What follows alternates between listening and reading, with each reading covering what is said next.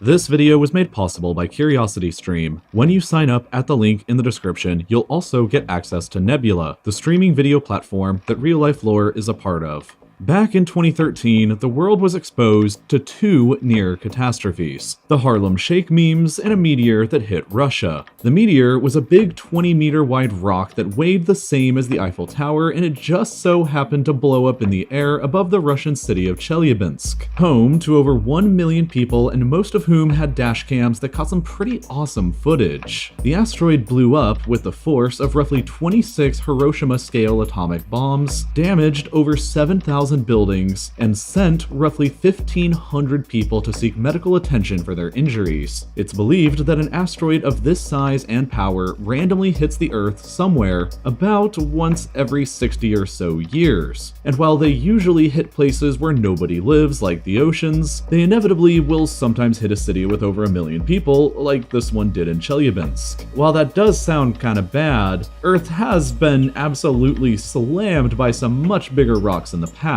One of them was so bad that it nearly killed every single living thing on the planet, and like a weird sort of balance patch, it reduced the dinosaurs down to chickens, and it set up the world for mammals like us to take over. And now we are the ones who eat the chickens. This was the asteroid that hit the Earth roughly 66 million years ago. So long ago now that it's difficult to even find traces of its effects. So just for fun, what would happen if that same asteroid hit the Earth in the exact same location today? What would happen, and would we all basically just die? For starters, the Dino-Killing asteroid was an absolute unit, believed to be somewhere between 11 and 15 kilometers wide. That is a lot bigger than Mount Everest, and it weighed a lot more too. Imagine just for a moment Mount Everest flying directly at your city at 40,000 miles per hour. You know the damage it'll cause is gonna be pretty spectacular, and you also know that you're gonna die. But what you might not realize is just how absurd the damage and the overkill is actually going to be. As it's flying through the sky and burning up, the asteroid appears to you helplessly watching below as being brighter than the sun before it finally smashes into the ground and unleashes an amount of energy that's roughly equivalent to 100 trillion tons of TNT.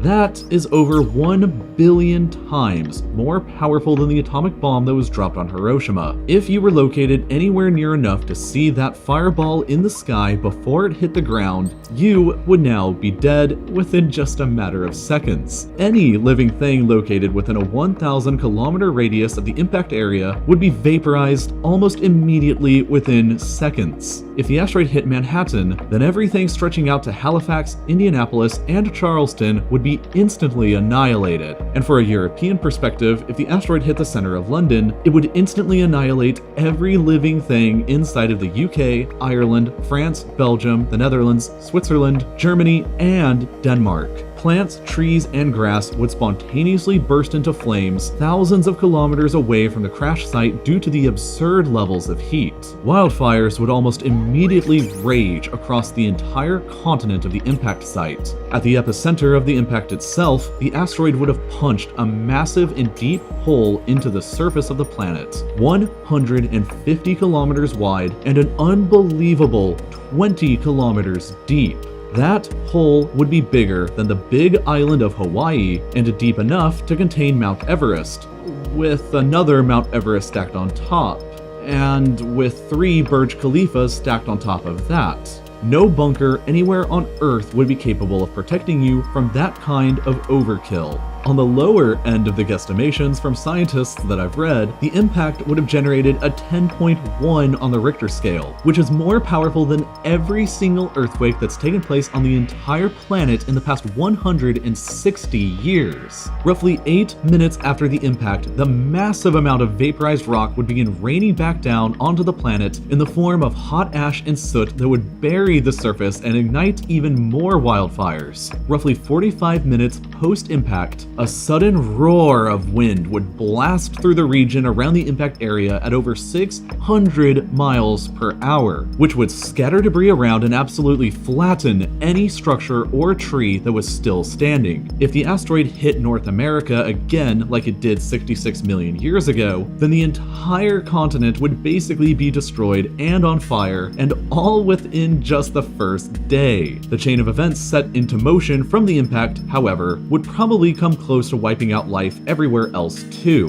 The shockwave from the impact would most likely generate a civilization-ending tsunami at least 300 meters tall that would sweep across the land that was already burning, on fire, and choking on ash, and where there's probably a big hole in the ground. It's basically an apocalypse buffet at this point, but there's still a lot more left to be served up. The enormous amount of ash and ejecta pumped into the atmosphere from the crash would shroud the continent of impact in total darkness for some time, and plunge the entire world into a permanent haze that would resemble a twilight for around 3 years. Photosynthesis in plants and plankton across the world would be severely restricted, and most plants would likely die out over the course of those 3 years. Animals that rely on eating plants would then in turn die out, and animals that rely on eating those animals would ultimately too eventually die out, just like what happened last time. A complete and total ecological collapse around the world would take place, and if it was just as bad as the last time around, it would mean that roughly 70% of all life on the planet would be eliminated. Acid rain would fall across the globe. The ocean's acidity levels would rapidly increase, but the big thing that most life would struggle with would be the unbelievable climate change. Because of all the ash and ejecta that was pumped into the atmosphere from the crash, the Earth would enter into a deep, years-long nuclear winter, where temperatures around the world would be freezing without any other seasons. Earth would enter into essentially a long Game of Thrones-style winter for years, but after that, the planet would flip and rapidly heat up in a surprise global warming event just waiting around the corner. Because of all the huge forest fires raging on a continent or even global scale, unbelievable amounts of gases would be pumped into the atmosphere. According to one estimation, as much as 10,000 billion tons of CO2, 100 billion tons of carbon monoxide, and 100 billion more tons of methane would be unleashed into the atmosphere as a result of the catastrophe. A double whammy of a several years long winter followed by an extremely hot years-long summer would probably prove to be too much for most life on the planet to endure and adapt to, just like it was last time. But if there's anything to learn from the last time this happened, it's that Earth is much more resilient than we are. A disaster of this magnitude sounds like it would be the end of the world, but it really wouldn't be. It would be the end of our experience on the world, but it wouldn't be the end of the world itself.